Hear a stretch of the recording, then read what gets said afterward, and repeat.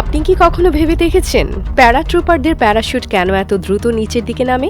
সাধারণ প্যারাশুট ধীরে ধীরে নামতে থাকে, তবে প্যারাট্রুপারদের প্যারাশুটের গতি এত দ্রুত কেন? চলুন এর পেছনের কারণটা বিস্তারিতভাবে জানি। প্যারাট্রুপাররা যখন প্লেন থেকে ঝাঁপ দেয় তখন তাদের প্যারাশুট খুব দ্রুত গতিতে নিচের দিকে পড়তে থাকে।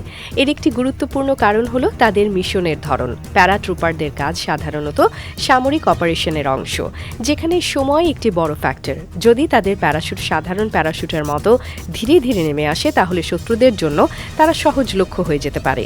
শত্রুরা সহজে স্নাইপারের সাহায্যে তাদের আঘাত করতে পারে, তাই তাদের প্যারাশুট এমনভাবে ডিজাইন করা হয় যাতে খুব দ্রুত নিচে নামা যায় এবং মাটিতে অবতরণ করা যায়। তবে এত দ্রুত গতিতে মাটিতে নামা কিন্তু সহজ কাজ নয়। ল্যান্ডিংয়ের সময় ইম্প্যাক্ট বা আঘাত এতটাই শক্তিশালী হয় যে যদি সঠিক কৌশল অনুসরণ না করা হয় তাহলে পা ভেঙে যেতে পারে। এ কারণে প্রতিটি প্যারাট্রুপারকে বিশেষ প্রশিক্ষণ দেওয়া হয় যাতে তারা সঠিকভাবে ল্যান্ড করতে পারে। ল্যান্ড করার সময় প্যারাট্রুপাররা একটি বিশেষ টেকনিক ব্যবহার করে যাকে রোলিং বলা হয়। রোলিংয়ের মাধ্যমে তারা ইম্প্যাক্টের শক্তি পুরো শরীরে সমানভাবে ছড়িয়ে দেয় যাতে আঘাতের সম্ভাবনা কমে যায়।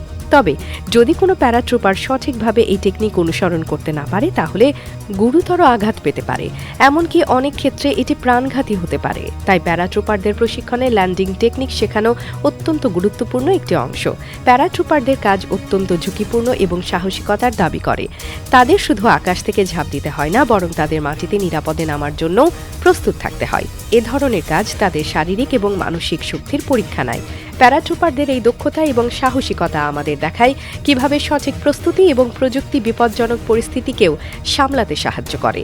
প্যারাশুটের নকশা এবং ল্যান্ডিংয়ের জন্য প্রশিক্ষণ এই পুরো প্রক্রিয়াকে আরও নিরাপদ করে তুলেছে।